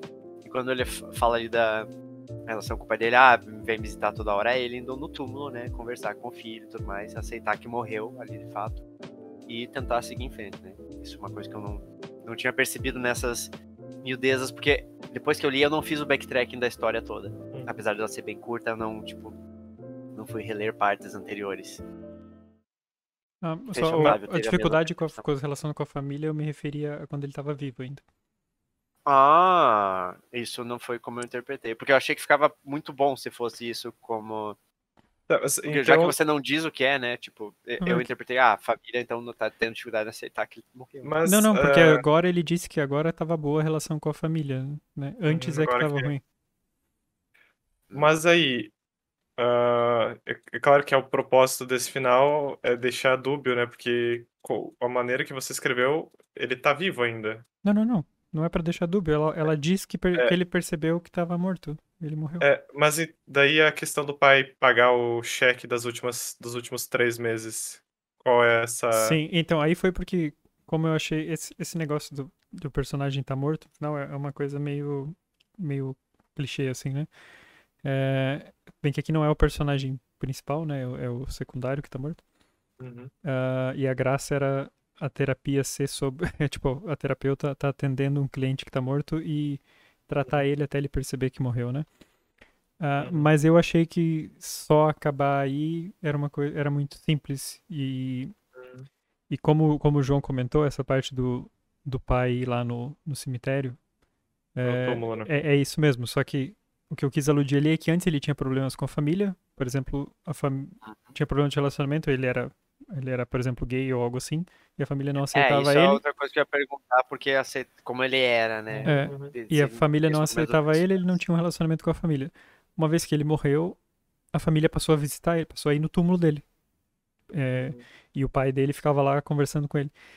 E aqui eu quis colocar uma camada adicional, que era, em vez de simplesmente o pai vai lá e conversa e o morto, por sua vez, que eu podia simplesmente colocar que essa conversa acontecia unilateralmente, né? Que, tipo, o pai vai lá e fica conversando, como as pessoas às vezes fazem, né, quando vão no cemitério. E do ponto de vista do fantasma, eles estavam conversando, né? Mas o que eu quis colocar com esse cheque é que eles realmente conversavam. Tipo, o pai e o filho estavam conversando, o pai sabia que o filho tava morto. E eu acho que depois eu tirei, porque eu tinha colocado que o próprio pai tinha sugerido ao filho voltar pra terapia. É verdade, você tinha colocado isso Eu não peguei essa no parte. draft original. E aí eu tirei e deixei só assim, porque daí, só pra dar a entender que, tipo, como o pai pagou, né, ele sabia que o filho tava indo na terapia. Só que eu entendo que isso não foi proposital, mas eu achei que ficou interessante parecer também que ele estava vivo no fim das contas, porque eu interpretei dessa forma pelo pai ter pago a terapia dos últimos 3 meses e o garoto ter entrado em choque ali quando ela falou que ele estava morto, mas pela interpretação de tipo, poxa, era tão difícil da minha família aceitar quem eu era, porque que é mais fácil você acreditar que eu morri de que as coisas realmente mudaram, sabe? Na minha percepção, quando eu li isso pela primeira vez. Mas eu até depois pensei, pá, seria engraçado se ela fosse, tipo, meio que esse o ramo dela, uma terapeuta dos mortos, sabe? E por isso que Talvez o pai agora pagou seja. ela. Só que daí só que daí tu fala que o que pega aqui é que tu fala que era a primeira vez que ela presenciava o espanto, né? Mas eu achei, assim, eu acho que é um final que dá pra você interpretar das duas formas, por mais que o teu propósito seja que ele esteja morto de fato. Dito Inclusive, isso, pode falar. eu ia dizer que eu pensei nessa possibilidade de não escrever, porque quando eu tava escrevendo essa percepção dela do olhar, e eu quis propositalmente escrever com todas as letras que ele tava morto, porque que eu não queria que ficasse a impressão de que ele não tá, porque eu passo o texto todo escondendo esse fato, mais ou menos, né? Só dando as pistas, mas ainda assim. Mas você não esperava por Otávio. É que eu não sei se, no fim das contas, se aquele diálogo de que, tipo, o pai sugeriu que ele fosse na terapeuta não ajudasse a ter essa interpretação de que o pai conversava com o filho morto, sabe? Ao meu ver aqui, fica claro que tá visitando o túmulo do jeito que você descreveu, mas não que eles conversam tanto, que tem esse diálogo, né? Você deixou pra esconder só na entrega do cheque. Mas isso é a minha interpretação do que ocorreu. Porque dito isso, pra mim, essa história é muito sexto sentido. Acho que até o Jô tinha feito Sim, a com piada no certeza. começo. Principalmente o começo dela, mais do que o final. Porque o final é um sexto sentido invertido. Mas o começo dela é literalmente o início do sexto sentido. Eu não sei quanto tempo tu assistiu o filme já, Tots. Mas, sei lá, Mas, enfim. logo que lançou. Começo, né, pra quem não sabe, o sexto sentido, Bruce Willis, ele é um psicólogo. Ele é um psicólogo. Ele é um verdade, psicólogo. ele conversa com o menino, é verdade. E aí, quando ele chega em casa pra comemorar que ele ganhou um prêmio da prefeitura, tipo, como, sei lá, o melhor psicólogo da cidade, ele tá ali com a mulher dele no quarto celebrando, e aí ele olha pro banheiro e tem um ex-paciente dele só de cueca no banheiro. Super surtado. E o garoto, tipo, falando que não resolveu o problema dele e tal. Aí o guri puxa uma arma, atira nele e se mata também. E aí começa o filme, né? Esse começo foi muito isso, de, tipo, apareceu um ex-paciente no consultório. Caraca, eu nem lembro. Só que o final. Não lembrava desse sentido, que engraçado. Mas o final do teu conto é o Sexto Sentido invertido, né? Porque, desculpa aí quem não assistiu o Sexto Sentido, porque isso aí vai estragar o filme. Mas eu acho que a gente já fez isso E eu antes. assisti, É. eu assisti o Sexto Sentido depois de saber do spoiler, inclusive. Ah, que triste. Mas a parada do Sexto Sentido é que o psicólogo está morto o filme inteiro, né? E ele não sabe que está morto. Ele morreu justamente nesse acidente que ocorre no começo do filme, mas o filme continua a história como se ele tivesse se divorciado. A vida seguiu, né?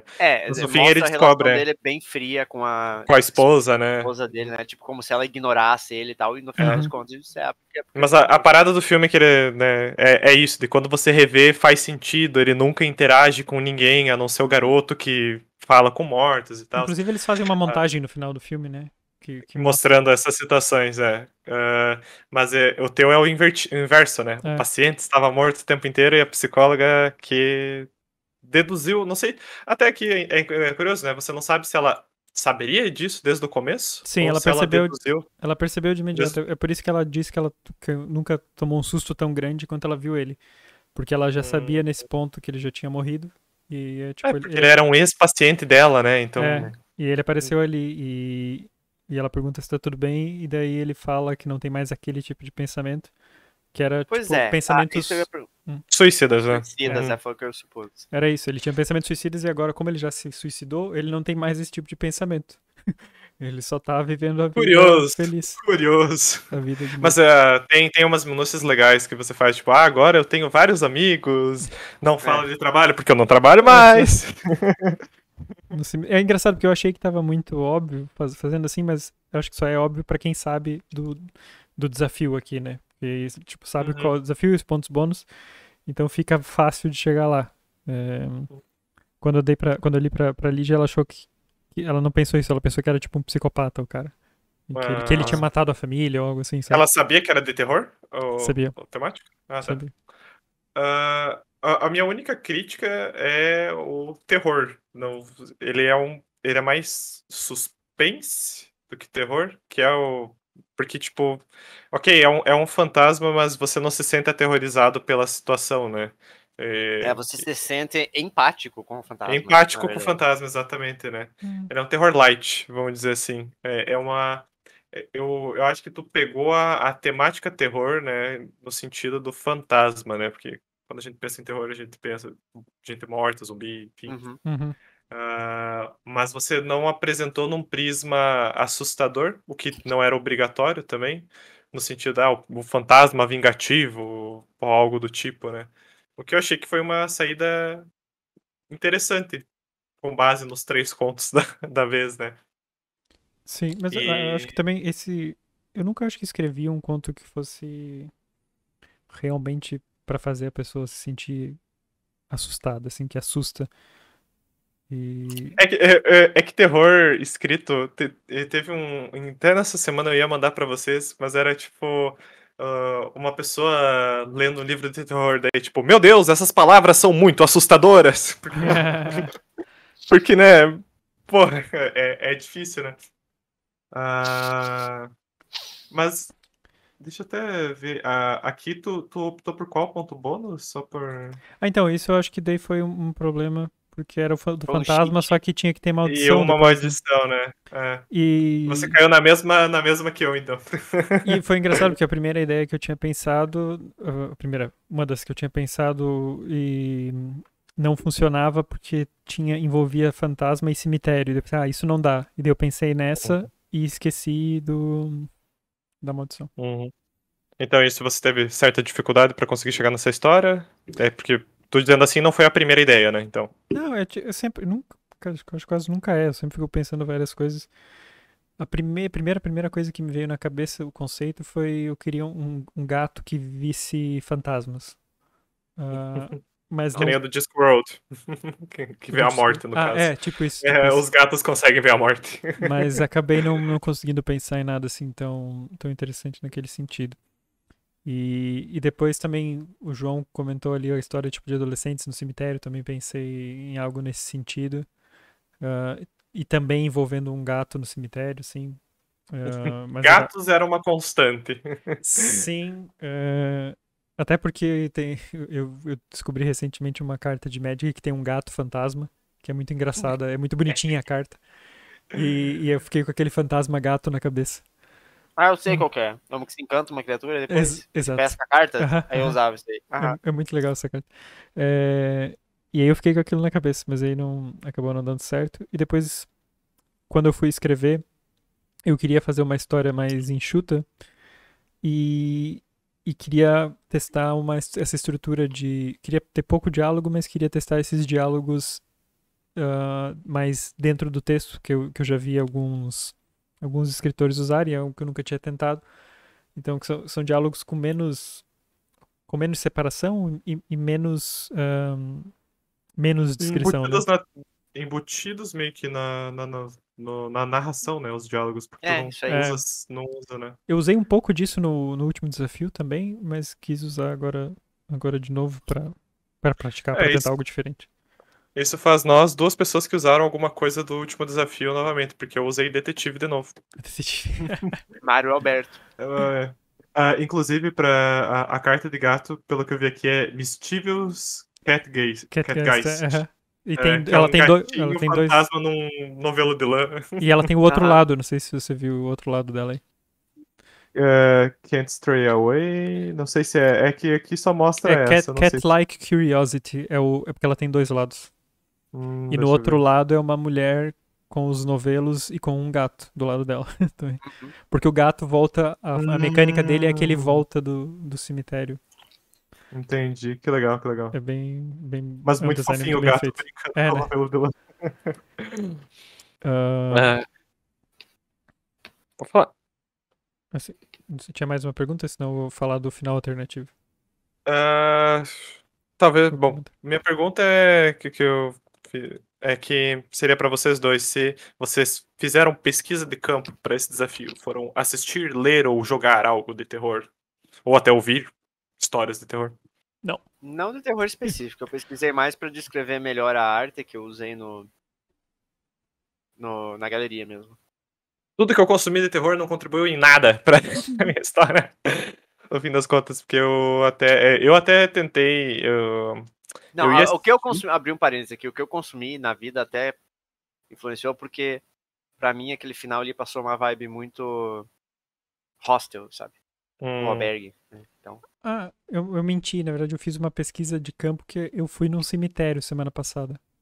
Fui visitar um cemitério, e inclusive uma das ideias que eu tive, que eu não fiz, veio da visita ao cemitério. Mas, sim. Eu joguei Silent Hill 2. Por algumas horas, mas não necessariamente contribuiu com a minha história. Não foi uma cidade assombrada. Não. Nem nada. Mas eu não sei como é que é o primeiro jogo, mas no filme, pelo menos, eles visitam, né, a escola toda quebrada e tal, lá onde a Alessa foi toda bulinada e tal. Queima esse filme. Esquece que esse filme existe. Esquece. Jogue jogo que tu ganha muito mais. Apesar de ser bem difícil de você achar meios lícitos para esse jogo hoje. Então, nos conte sobre o seu final alternativo, Tossi, porque aqui temos uma surpresa inédita na história desse sindicato, que é uma história com 2 finais. Não sei se tu quer ler ele antes. Eu vou ler e depois eu explico. É que são só as últimas linhas do texto. São 2 frases que alteram nesse final e alteram o significado do texto, né? Ele me encarou por alguns segundos. Nunca mais vou esquecer aquele olhar. Como poderia? Era a primeira vez que reconhecia em mais alguém o espanto ao se descobrir morto. Por fim, Sérgio se levantou. Obrigado, disse com a voz falhada, e saiu do consultório. Foi a última vez que o vi. Na semana seguinte, recebi um cheque assinado pelo pai de Sérgio no valor das consultas dos últimos 3 meses, juntos de uma coroa de flores. Qual é o final canônico? Você decide. Você escolhe o final. Passas. Então, vocês entenderam o que se passou nesse final aqui? Eu não entendi. Os 2 são mortos. Que passou. Exato, não, mas por que ele escreveria um cheque pra morta? Aliás, os 2 quem? Você diz o paciente e a psicóloga? O paciente e a psicóloga estão mortos nesse final, porque ela reconheceria em mais alguém o espanto. Exato. Mas o talvez o cheque fosse só simbólico e a coroa de flores é o que evidencia, né? Ela está morta. Tipo, a ideia é que foi no caixão dela, né? Sim, quem sabe ele pagou pela lápide dela com esse cheque. Eu gostei mais do final que você deixou no conto. Eu até coloquei eu ali. prefiro ela viva no final, porque eu acho que primeiro é mais fácil de compreender. E depois acho que o build-up indica mais que o twist é com o filho, né, dele, do cara que escreveu o cheque. E ela seria tipo uma surpresa extra, assim, que eu acho que teria que ter mais tipo indícios de que ela podia estar morta também na história, entendeu? Eu acho, pra ser um final melhor. Isso surgiu quando eu li pra Lígia, ela deu essa sugestão, que ela achava que era mais legal se a psicóloga tivesse morta também. O que eu gosto dessa ideia é que ela teria continuado trabalhando. Ela é quase o oposto dele, né? E isso explicaria ali, porque ela fica, tipo, até tarde ali, não sei se faz muito sentido, né? Ela fica até muito tarde ali, de noite, fazendo o quê, né? E ele chega. Mas ela teria continuado trabalhando, e ela tá ali ajudando o cara a descobrir, a perceber que ele morreu, enquanto ela sequer percebeu que ela também morreu, né? Esse é o pós-mortem mais capitalista que você vai ver, né? A pessoa não só continua a trabalhar, como continua sendo paga com atraso pelo trabalho dela. Aí você pode falar naquela piada, né? Chefe, tô morrendo, tá? Mas você vem trabalhar amanhã? Vou sim, chefe, certeza. Pode deixar. O que eu mais gosto desse, eu acho que eu até compartilhei com vocês, é o do Kratos com a família morta, né? Minha família, minha esposa e filha morreram. E daí, tipo, o Ares no fundo, mas você vem trabalhar amanhã, né? Mas eu acho que talvez para esse final funcionar melhor, talvez o espanto em mais alguém se descobrir. A revelação tinha que ser só na coroa de flores, sabe? Pra daí você ter a surpresa, tipo, então ela também está morta, do que ela descrevendo que mais alguém se descobriu morto. Mas a primeira coisa que eu penso lendo aquilo ali seria, tipo, tá, como que ela está quando ela tá recebendo o cheque e a coroa de flores? Tipo, pensando no momento dela recebendo, entendeu? Eu penso nela viva, eu penso nela no consultório. Sim, mas qual é a diferença se ela tá morta ou se ela tá viva? Ela tá no consultório. É tipo esse exemplo do Bruce Willis no Sexto Sentido. É bom, porque pra ele parece que ele tá vivo. Ela tá ali todo dia trabalhando no escritório. Então ela estaria... O Bruce Willis é outro pós-morte capitalista, né? O cara realmente continua... Porque no filme ele continua anos trabalhando, inclusive depois de tudo isso de tempo? Sim, é verdade. Passam anos que ele morreu até ele encontrar um garoto. E aqui o Tots também usa da máxima do Sexto Sentido, que é: os mortos não sabem que estão mortos. Inclusive é o que o garoto fala pra ele no hospital, né? E é isso aí, cara.